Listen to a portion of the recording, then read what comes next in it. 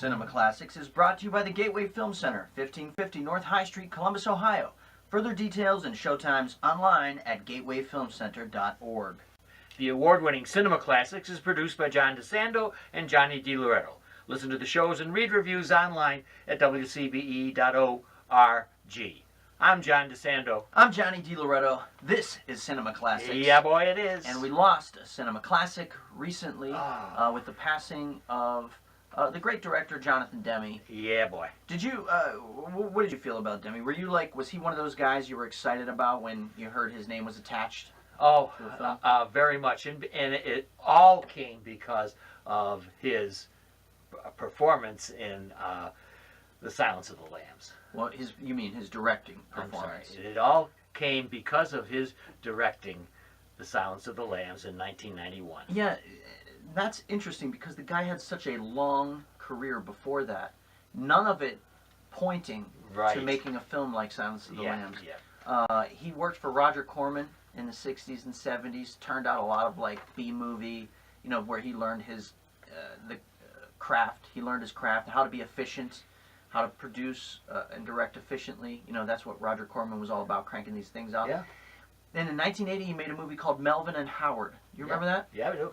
And it's Jason Howard Hughes, the guy who wanted to be like Howard Hughes or something. Yeah. Well, no, there was a story of it was a true story about a guy who picked up a hitchhiker.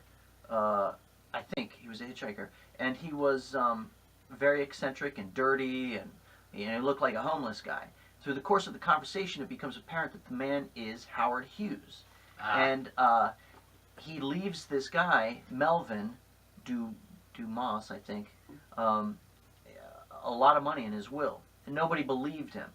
And then it turns out that Melvin was indeed right. He did forge this friendship over the course of one drive. Yeah.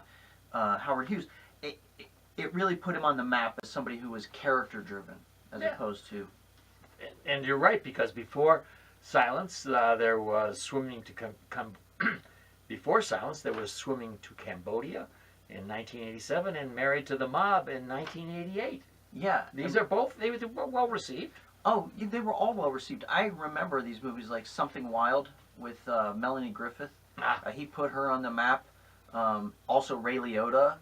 That movie's a great little quirky movie that at the time, I don't think a lot of people, but a few critics, understood how delightful it was. It was was really offbeat. It had this very menacing performance by Ray Liotta, and just this really charming performance by Melanie Griffith. Again, like these are comedies essentially. So by the time we get to Silence of the Lambs, this is a huge surprise. I knew who Jonathan Demme was when that movie came out, and I didn't think he would be up to the task of scaring anybody. I know. And people whom I respect, such as Hope Madden, an expert in horror films, considers that her favorite horror film. And that, again, you could argue whether it's a horror film.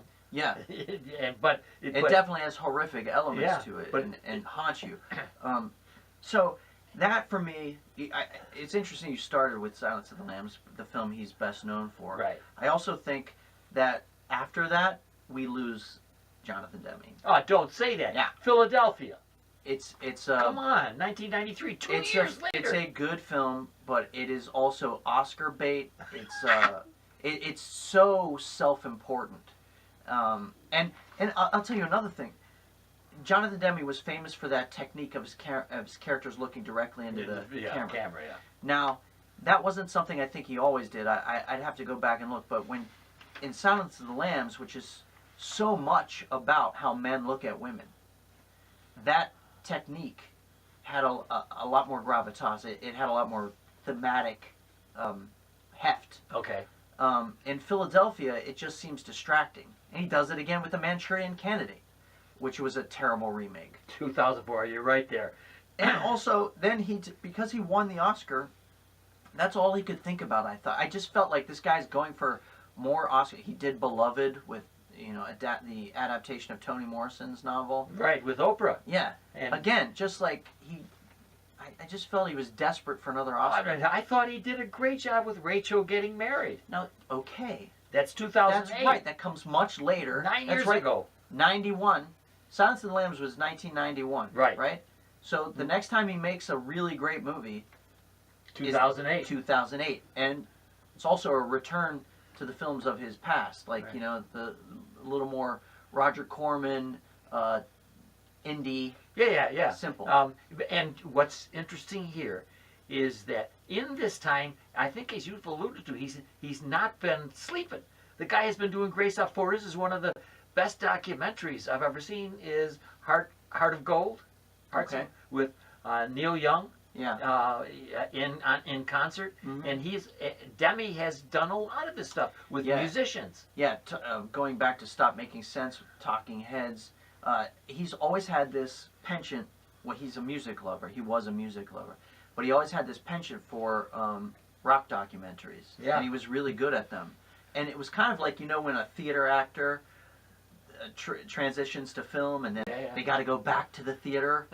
Like, Right. rock documentaries were, like, for Demme, I feel like oftentimes after something that wasn't as well received or wasn't as big a success as he had hoped, he'd go back to that format to kind of get his, you know. And I think he bearings. also did one on Kenny Chesney.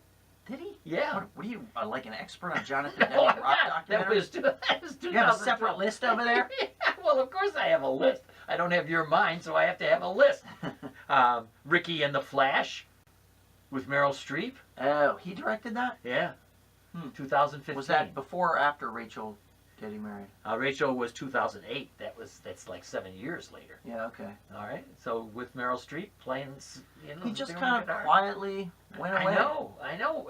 And I really do believe that he just never could recapture lightning in a bottle like he did with Silence No, of he the can't. Lambs. And the interesting thing is, of course, he won the Oscar for Best Director for that. But I don't think he came near an Oscar later on. I don't know whether Yeah, he that's what I'm saying. Like, even though Yeah. he was gunning for an Oscar, and here's another curious thing: after you have such a success with that kind of film, and not necessarily, like I said, unlike Hope, don't see that as a horror film. However, you would think maybe he had such great success with it that he might have tried his hand at something else. Maybe even another. I would have loved to have seen him direct Hannibal, you know, instead of Ridley Scott. That movie might have turned out a lot better. Yeah. You know, as you were talking about this, has he moved in or from Sounds of the Lambs? Here's what he said about character. He didn't always do this in his films, but this is what he liked. He says, your antagonist has to be every bit as formidable as your hero. Or you diminish the character you're supposed to care about. For people starting out writing scripts, they're in that hiss the villain mode, and you always want to say, wait, they're human too. Give them some problems, and you'll end up with a better story.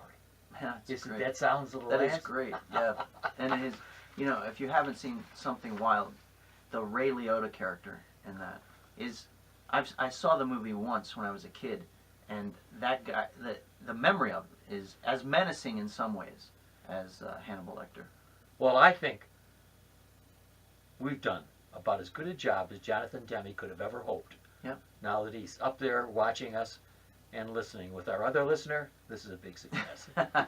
Go revisit his works. There's some really great stuff there in the 80s.